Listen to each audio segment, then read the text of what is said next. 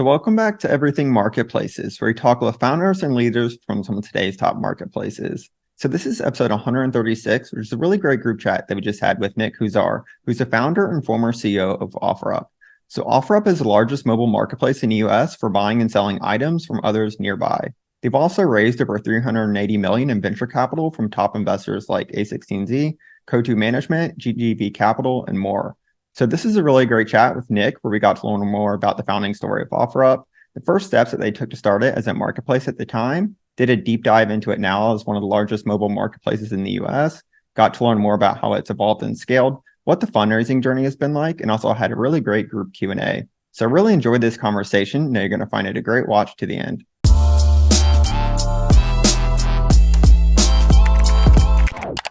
So Nick, welcome to the group chat. And, you have some really incredible experience building an OfferUp, which is a marketplace that not only comes up many times in the community, but of course, many of us here probably also used. So I've been looking forward to this chat for a while now, and like to start off by saying, huge thanks for taking the time to join us in advance. So before we really dive into OfferUp though as a marketplace, I think it might be great if you can start off by sharing a little bit more on your background though, for those that might not know you.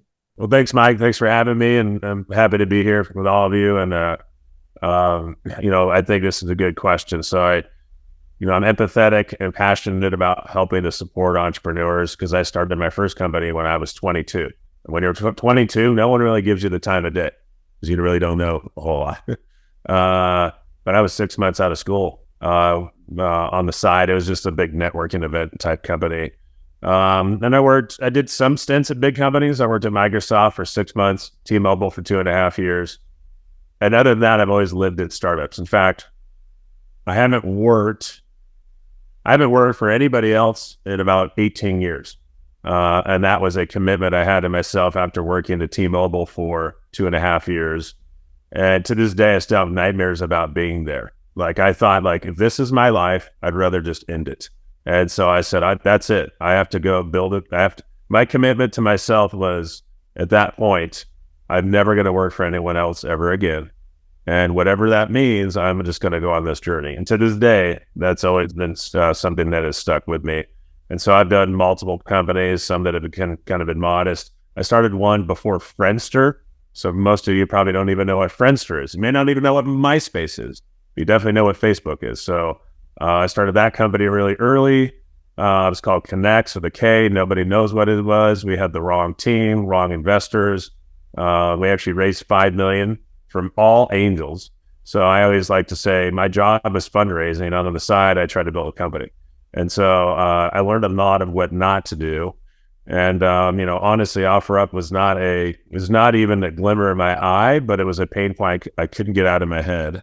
And it was something that I just said, look, I got to go in and do this. And luckily my wife was supportive, and I'm happy to dive more into the journey of OfferUp. But I've been dabbling in entrepreneurship pretty much since I was 22. So over half of my career has been kind of in some shape or form. And like I said, I know for me, I could never go to a big company. It won't work. Yeah, no, that's a really great background, and definitely relatable to a lot of us here as founders ourselves. So going back to the very beginning though, what was the founding story of OfferUp, and maybe the first steps that you took to start it? So as I mentioned, got to give you a little brief history of my background. So I had moved on from my previous company, Connects, at another somebody that was running it and a CEO that was running it, and I didn't believe in the direction. And I said, look, okay, I'm done. And so here I am. My wife and I bought a house and plans on having kids. We had a room full of stuff. Most of you have probably a junk drawer in your house. I have one of those too. But I also had a room that I had really good stuff in. And we wanted to have kids. And one day she says, hey, I'm pregnant. I'm like, this is awesome. So I go into dad mode, and I'm standing there in that doorway because I'm going to turn this room, about the size of this room, into my daughter's nursery, my soon-to-be daughter's nursery. And I remember standing there thinking, kill me. It's going to take me forever to try to sell this room. And I'm looking down at my first phone, which was the second gen iPhone. So there's no Android phone at the time, by the way. This is where we are. And I'm sitting there just gesturing, going, why can't I just take pictures? Why can't I just do this? And then I think I closed the door, and I didn't do anything with that room. I was like, forget it. And so, here I am. My wife's working at Microsoft. I had no income because I just quit my actual company I started. And I'm kind of out there interviewing, but I could not forget about that moment of the doorway. I'm like, oh, there's got to be apps for this. And sure enough, I installed a few apps, but they were terrible. I was just like, these apps suck. So, spent a number of months thinking, I'm like kind of dabbling and kind of drawing a little bit. I'm kind of thinking like, is this a time to go disrupt Craigslist and everybody? I mean, it's a graveyard of companies try to do this.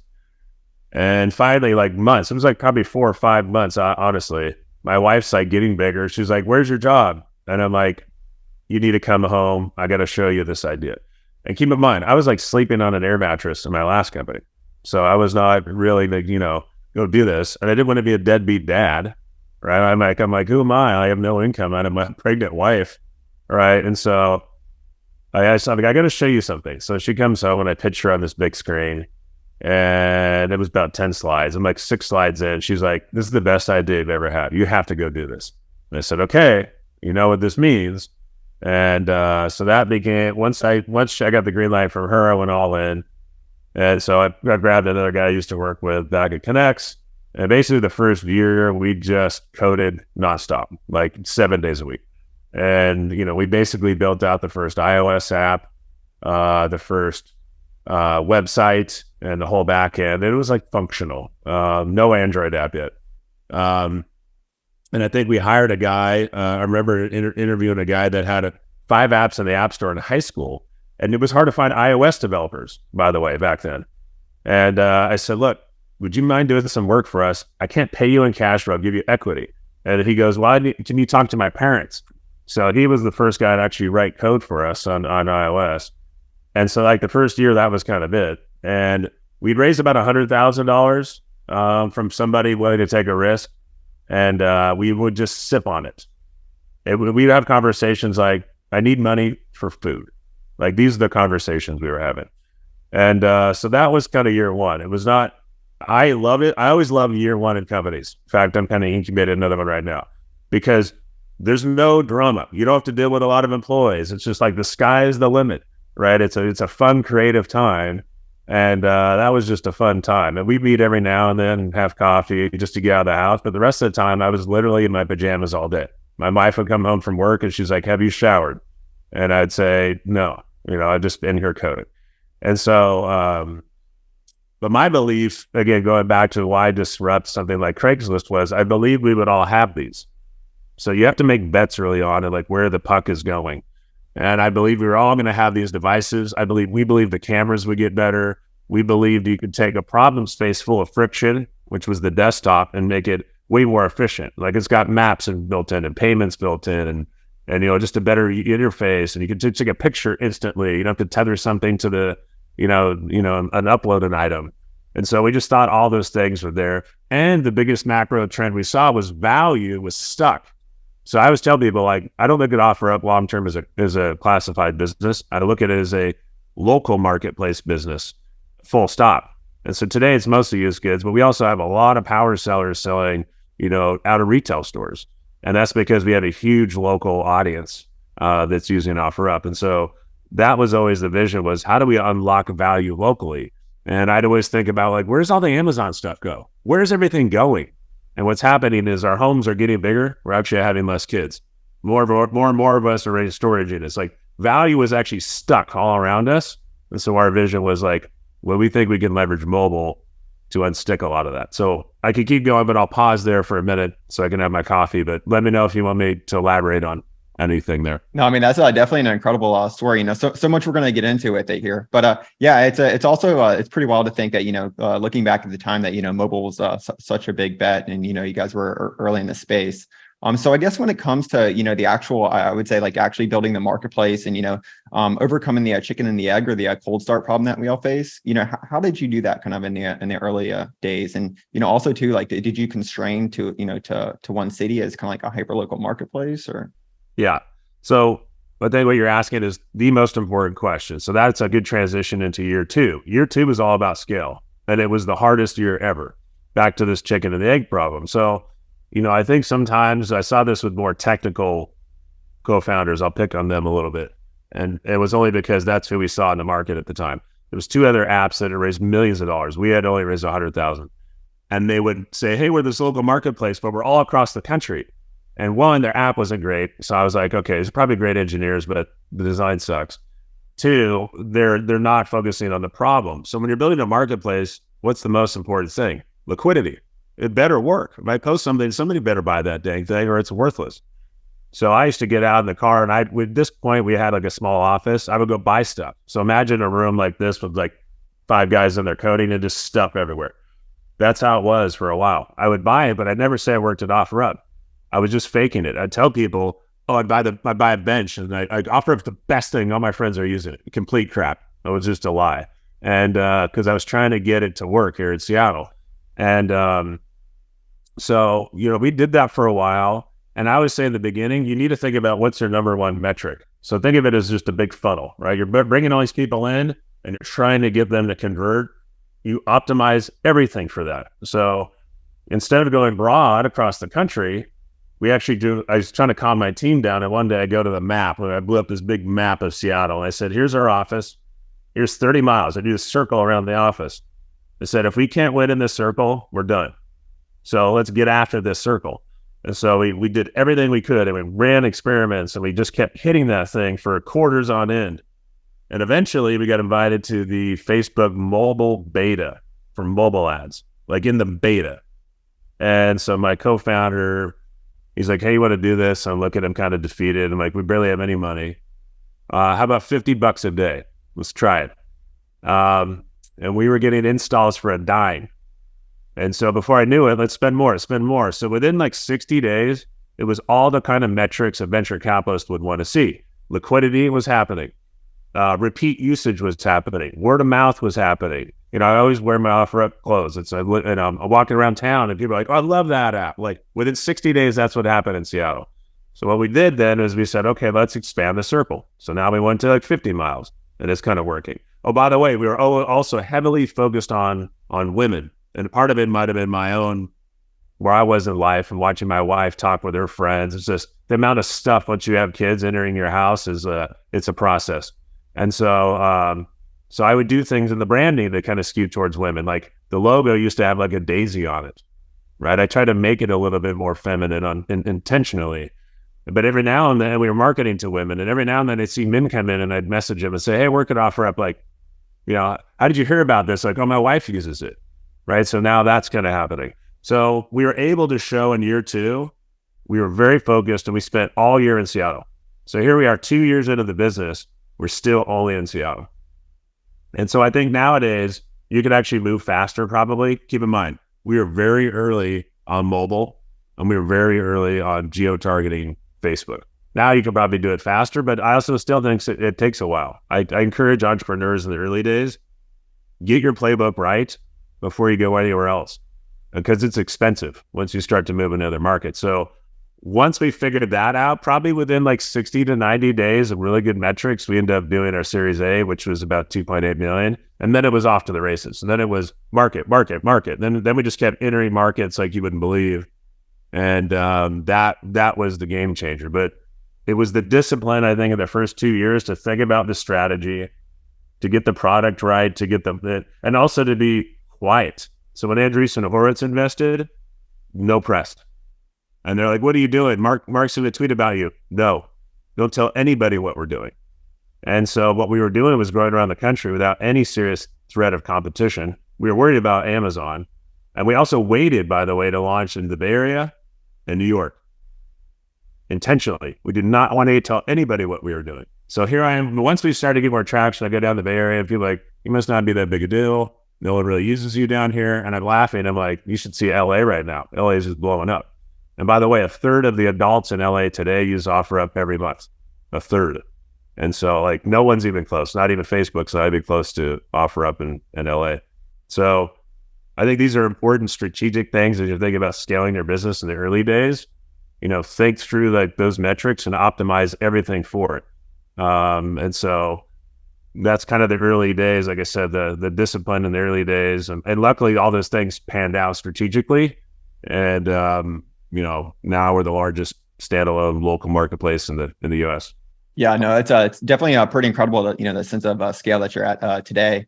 I guess on another note, it's, in regards to constraining, initially locations, but what about categories?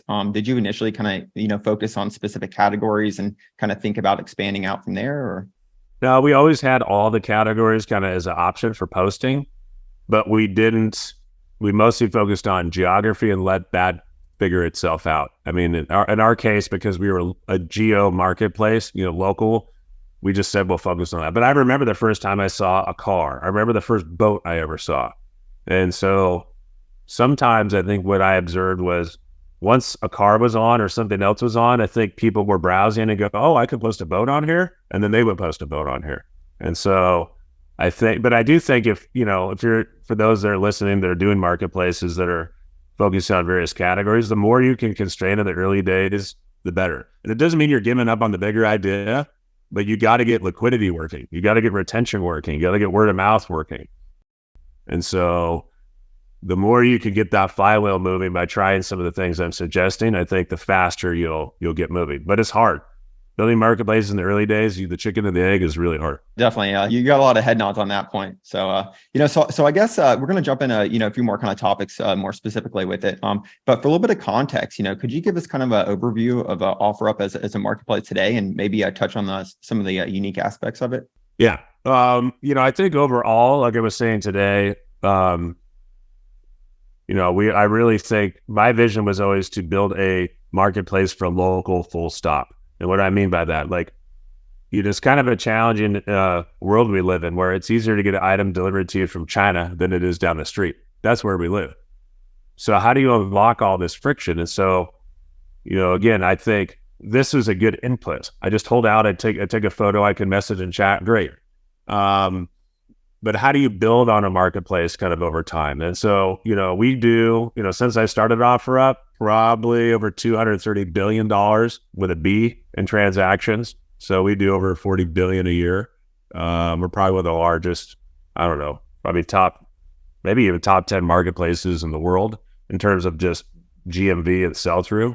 And then we've got, so that was an important metric. But the other one is also just scale. I always would look at size of populations. And so I mentioned LA, Seattle's about 25% of all the adults every month. So you go, okay, great. You got all this, we got a good foundation of usage of local activity. Now, what do you do with that? And so we just launched local jobs very, very recently. We'll explore other types of businesses and opportunities we can layer on to the marketplace we've built. We'll explore things like last mile and how do we continue to, solve some of that, the logistical challenges there. So again, I go to the end at the end of the day, it's all about this funnel. It's all about removing, friction. And so, I think we optimized a lot for simplicity. That was a core kind of tenet. And the other one was trust. I think Craigslist, it's just shocking to me that company never put time into trust and safety. And that gave us a huge opportunity because even before we raised outside money, we were already investing in things like trust and safety. Even the basics, how about just a profile and a rating system, right? Like what it's just, and so I think that was our opportunity. So we said, let's be simple, let's be trusted, let's make it delightful. Let's make it a really nice browsing experience. Imagine if Craigslist was a retail store and you would go in there and you would just look at tags, right? That's what Craigslist is. Who shops by looking at text? Nobody, right? And so I said, no, this just needs to be pictures. And so now you can look around and there's Instagram and all that, but there was no Instagram when we launched. There was no Pinterest on an app when we launched. And so I just had this idea that, I think shopping is an engaging, visual experience. Let's just make it like that in an app. So I think that is kind of the overall idea of OfferUp, is to make it enjoyable, but to kind of be your local marketplace on a lot of dimensions. But you can't do all that day one. Like I said, we're 11 years in now. We still haven't done a ton of things I wanted to do. So if I think of the last decade, it was all about getting scale and usage that you can now leverage to build other things on top of. So I'm glad you mentioned the the note as far as trust, right? And of course, being super important for marketplaces. So could you share a little bit more about how maybe some of the ways you thought about building trust in the early days, and maybe some of the learnings from that? in the early days, you got to build stuff. And even though you don't have a lot of issues necessarily, but eventually you get scale, then you have issues. So I remember the first time someone robbed somebody on OfferUp. Like we were going to get pitchforks and lanterns. We were going to go to their house. I'm like, okay, this is crazy. And so we very quickly, I felt pretty good. Like we put enough in this space, and then we were on our heels because we started scaling so fast.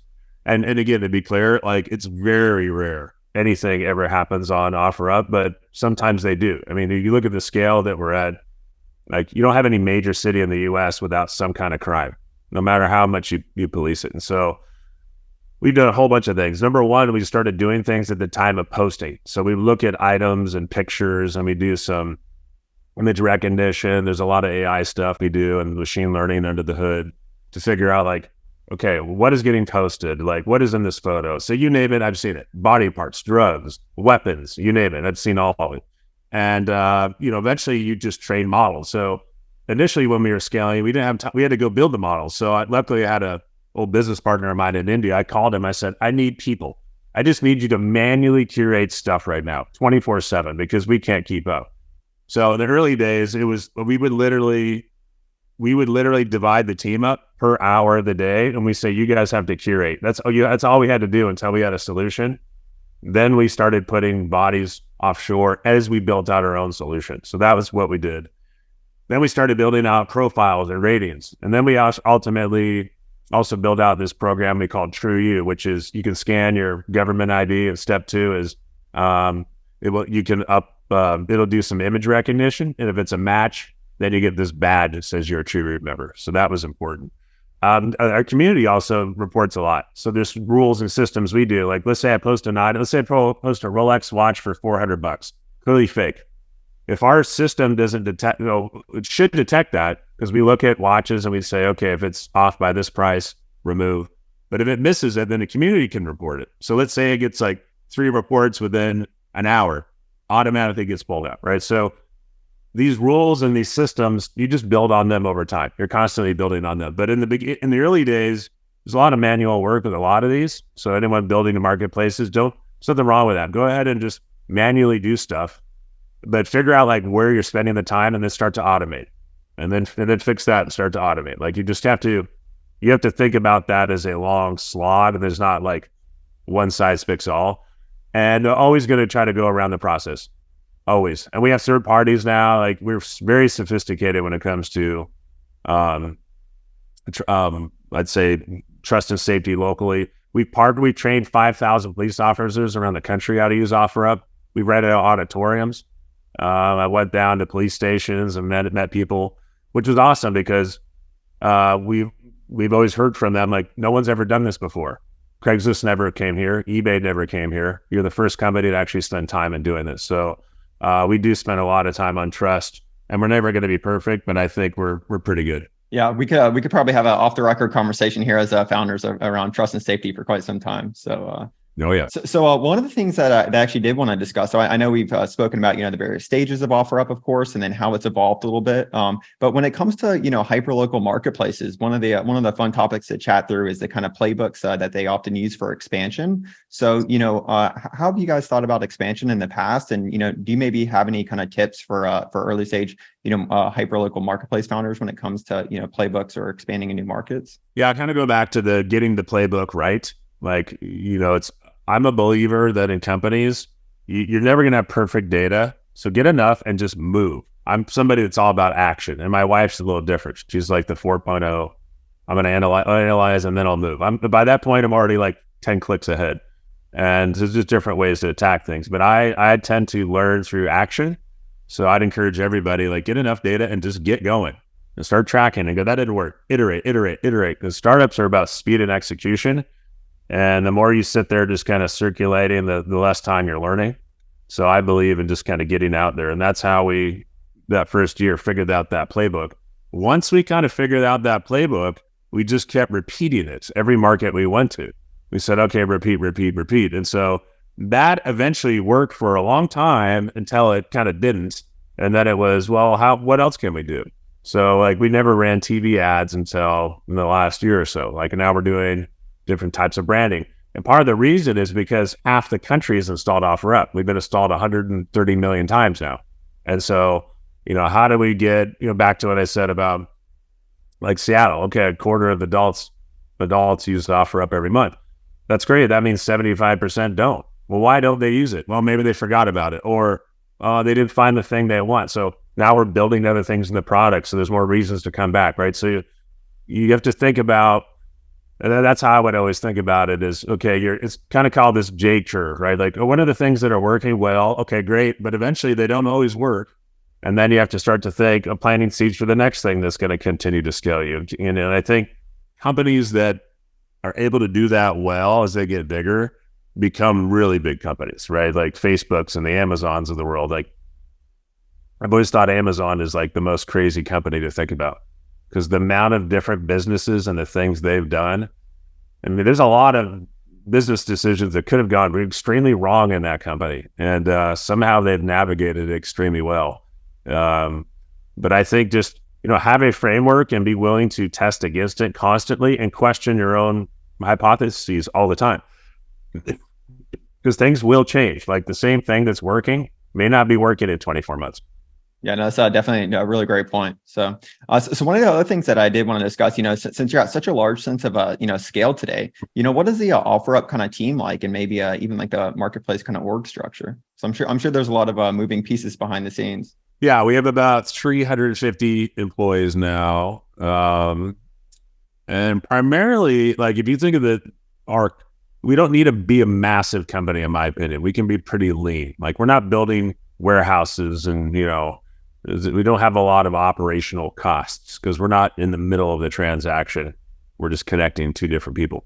And so primarily, I would say, what we are ramping up more now is marketing again. Like we hadn't marketed in a while. And so that's going to be a bigger concentration of, I'd say, overall capital, but not a lot of people on that team.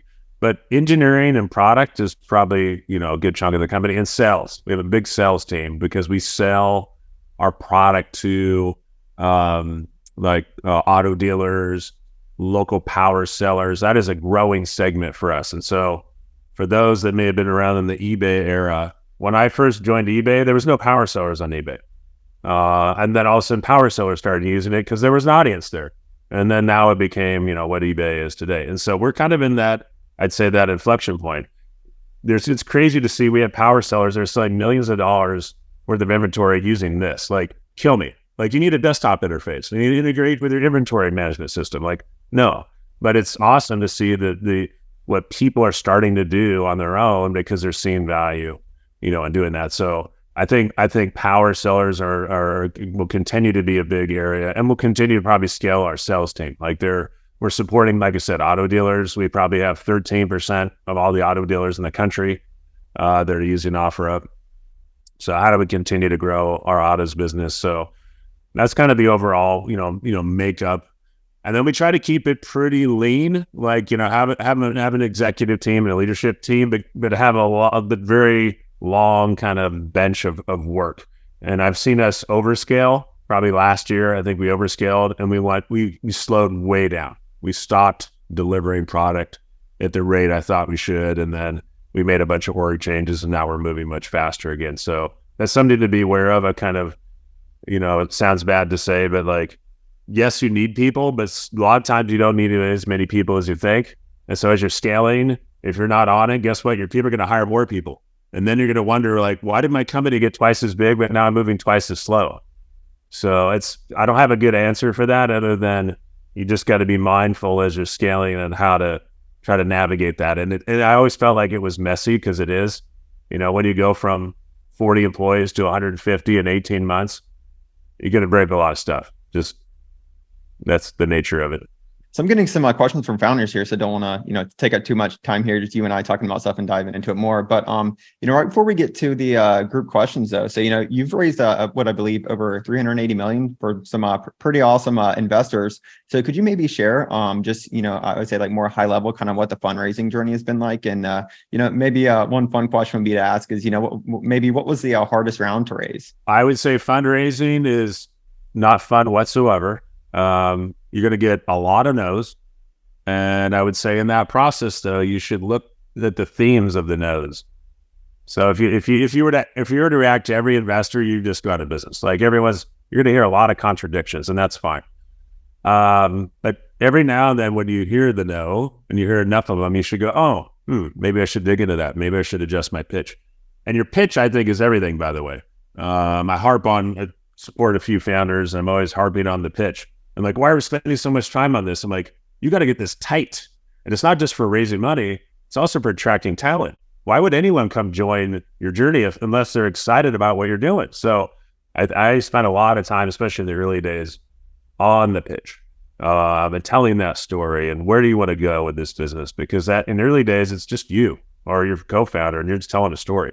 And so I think that part is really important. And, the hardest part is honestly the earliest days are the hardest part. Like we went those 2 years I mentioned, we maybe had 90 days of capital ever in the bank. So imagine death 90 days out for 2 years straight. You have to live through that every day. You have to go like, am I going to keep grinding? I have to go tell my wife, and now with a daughter there, hey, I'm going to keep doing this. And she's like, when are you going to really pay yourself? I'm like, here's what I'm going through. You want me to quit? Like, that's how it is when you're in the early stage. And like, that's just the reality of grinding it out. And most people can't do it. In fact, most people I say just don't do it because I don't think they have what's in them. So if you think you can stomach that and just grind it out, I one thing I've always learned looking back is things usually don't happen on my own timeline, but they do happen. Everything I've ever wanted to manifest in my life, I've done now. Everything, but never on my timeline. So, it's hard when you're starting and you're sitting there with your partner like, okay, in 1 year, we're going to be here.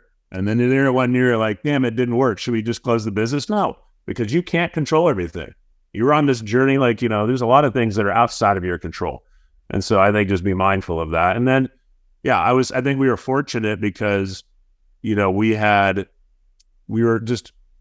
the first mover, but we were the first one to really disrupt Craigslist and get some traction. And then we had like Andreessen who came into our B, and then that attracted some of the best investors that are out there. So we were fortunate to kind of, have, I think, some of the best investors on the planet to come on the journey with us. But again, looking back, it's like for sure, I'd say when just getting to the Series A was really tough because everyone thought you couldn't disrupt Craigslist, pretty much. Everyone thought I was nuts. And I said, look, I don't care if I convert a single Craigslist user. I think there's enough people out there that it's not worth their time, and I'm going to go after them. And so I think have conviction and just keep figuring out how to scratch and claw. And especially in the early days, try not to spend $1. And that's the thing now. I think it's a little different now than a decade ago. There's a lot more capital out there, but I used to have conversations with our early employees and ask them, when they want to join, like, oh, here's much I want to make. And I would actually flip it on them and go, how much do you need to survive? And then I said, I'm going to pay you that. And then I'm going to give you all the rest in equity. And by the way, that story I just shared was from a guy who was our fourth employee, and he lives in Mexico now and he doesn't work anymore because he has all this equity and sold a bunch of it. So I think that's just the thing to be. I just obsessed over every freaking dollar for 2 years. And so when our Series A, by the way, when it was funded, we had $350 in our bank account. So had I paid myself a big salary, had we actually went to great team, fancy dinners, and had we had a nice office, we wouldn't even be talking. We just would have went out of business. So I think that's super important, especially in the early days. Just be as lean as you can because you can't control the timing. No, this is this is great. This is exactly what we need to hear here is early stage founders. So cool. So we're going to get into questions here. Hey, Richard, do you want to come on? Yeah, thanks a lot, Mike. And Nick, it's a pleasure to meet you. Richard Abusi, founder of Citizen Shipper. We're a pet transportation marketplace, and a huge congratulations on the success of OfferUp. Something you said early on about working for 2 years for T-Mobile and never wanting a boss again. That's something that really resonates with me. Before I moved to Texas, I worked for a big company in the UK and pledged I'd never have a boss again. And so far, never have. So for the last 20 years, have a similar story. Nick, I'd love to hear more about your what were the most popular acquisition channels in your early days? How did you get customers to or people to use you? And then I'd also like to hear a little bit about defensibility. You mentioned a little bit about trust and safety, but was there anything else you did to really sort of secure OfferUp from potential competitors coming in? Yeah, it's a good question. So, I go back to the early days. I believe that we didn't have to win everywhere. We just had to take out the biggest cities in the US, so like NFL cities. So we did a lot of research on what cities really mattered. And no offense to anybody in middle America, but we didn't really care. We're like, if Amazon comes and gets middle America, great. But we want all the coastal cities because they're the biggest ones. They have the most stuff. Word of mouth should benefit, and so there's more population density. So our theory was like, if we could take out most of the big cities in the country, then the US would really, we'd be pretty defensible. And so that was the playbook that we basically ran for multiple years before ultimately Letgo came in the US. And then we ended up acquiring them. They were the next largest competitor. And then I didn't see Facebook coming, to be clear. But, so that was the strategy we ran. And I'm so happy we ran it because when Facebook came in, that's where they were way bigger, definitely in the middle of the U.S. But, we definitely have a lot of markets where we're much bigger than them here in the U.S. And I think a lot of it was that strategic thinking through like, no, we got to get after these big cities. I think in terms of just overall channels, you should try all of them. Don't feel like, and then try them again, by the way. Sometimes we try a channel like years later and all of a sudden it's better. And so, like I said, we got really good at targeting locally and running against multiple channels. Ultimately for us, I think Facebook, is and continues to be some of the best in terms of targeting. Now the cost has gone up, but still you can really hone in a lot more. We tried TikTok, we tried Snapchat, everything. But that one seems to perform, pretty well. And so that's the way I would think about it is just, we got in there early. We were very aggressive in our approach and also very quiet in terms of like PR. We didn't want to tell everyone else what we were doing. And luckily that playbook, basically if I go all the way back 10 years, everything we thought would happen has kind of happened. So we were pretty fortunate with that. And even when, by the way, Letgo came in, they had spent considerable capital trying to unseat OfferUp in the US, which they should because they were trying to play catch up. But even then they couldn't kind of overcome where we were in those markets. So you kind of get economies of scale. Like if all of a sudden people are using OfferUp, like once the word of mouth starts going, then that becomes pretty hard because you could be that next competitor that comes in, but people are going to go, well, how's this different than OfferUp? And do they have more users? Well, no, everyone's already using OfferUp. So that's kind of the hard part. Until you have a competitor like Facebook, that already has, way more users than OfferUp, way more capital, way more engineers. So that was a big, serious threat. But again, our belief was, Facebook, that's one thing for them, but then they've got TikTok and now they've got something to compete with Twitter. Like this is just one of 20 different initiatives. So I've always told our team, let's be the best at local. This game is not going to be won in quarters. It'll be won in years. Let's keep plugging away and we're going to be fine. And it's a massive market out there, right? We don't all shop at Walmart is my point. Thank you so much. Awesome. That was a great question. So let's see. Hey, Sarah, do you want to come on? Yes. Awesome. Thank you. Hi, Nick. I'm Sarah. Thanks for this chat. It's been super helpful and insightful. I have a background in branding and marketing. I was at Twitter for the last 5.5 years. Before that, at a communications firm. But I recently launched my own peer-to-peer marketplace. It's essentially very similar to a Poshmark, but focusing on all different types of bridal wear. And we're in our early days. We just launched about 4 months ago. And we've seen a lot of strong traction. We're growing the amount of inventory on our site.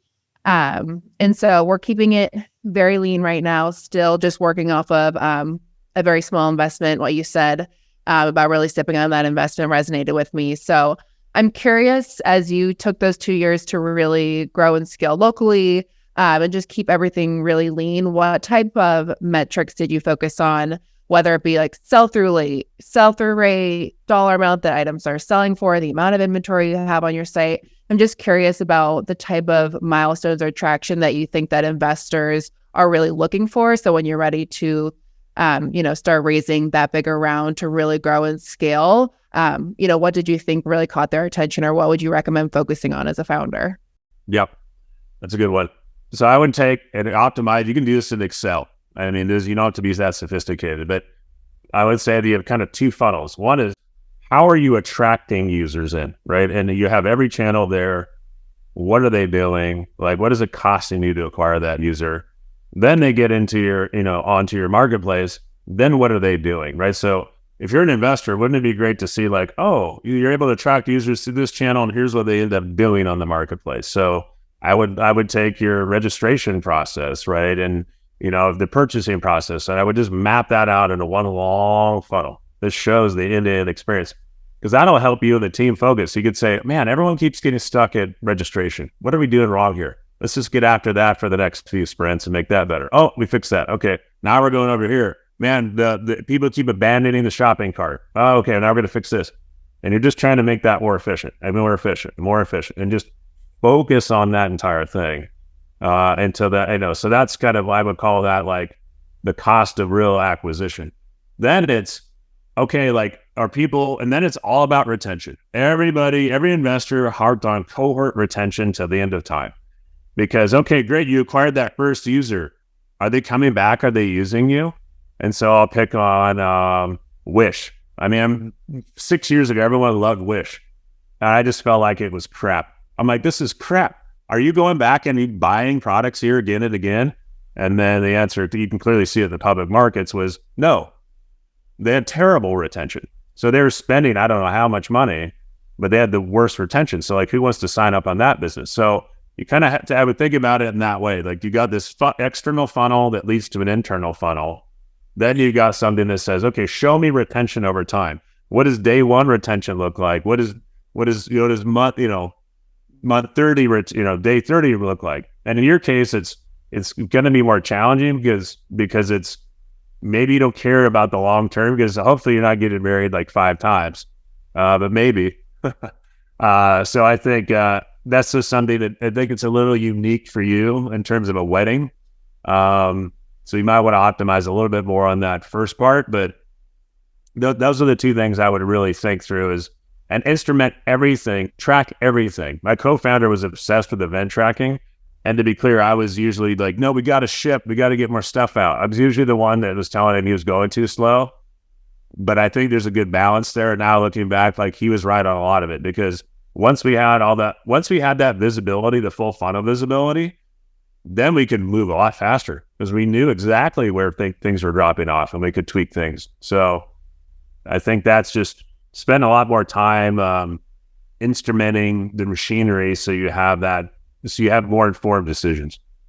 Cool. We're going to try to squeeze in one more question here. So we have Nuo. So he's coming in from Finland. So we have to make time for him if that's okay.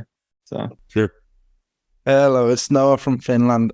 First of all, thank you so much. It's been very nice to kind of hear and learn about your journey.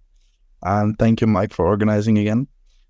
So I resonate to that. It was very hard. What you said in the beginning was very hard as a 22-year-old, 21-year-old startup company. I'm on my second startup, did one exit already. Now I'm 22 now and doing a influencer hotel marketplace that is really going after booking.com. And we're doing our pre-seed at the moment. So I wanted to ask, OfferUp sounds super capital is efficient. Is it at the moment? And looking back, what would you have done differently in terms of capital deployment? Yeah, I would say like this sounds super crazy for us because we're a local marketplace. Even in the absence of capital, I would have spent more scaling faster. Just because hindsight was 2020. We had one market working, then we were conservative. We launched like 3 markets and we got the data. Then 6 months later, we launched like 10 more markets. And so if anything, now, we didn't want to go too crazy. If anything, I wish we had more capital scaled way faster. I think we would have been even bigger. But I don't have a lot of regrets on that approach. Probably the only regrets I could think through are just hiring the wrong people. I've made a lot of hiring mistakes, and that's hard. Gotcha. Thank you so much. Awesome. Yeah. Thanks for the last question. Well, cool. So we're almost out of time here, so I definitely want to be conscious of that. But Nick, this is a really fun chat. So thanks for taking the time to join us here today. Really, really appreciate it. I had one last question for you though, right before we wrap things up, and that's if you could go right back to before you started OfferUp, what would you tell yourself about marketplaces specifically? They're really freaking hard. But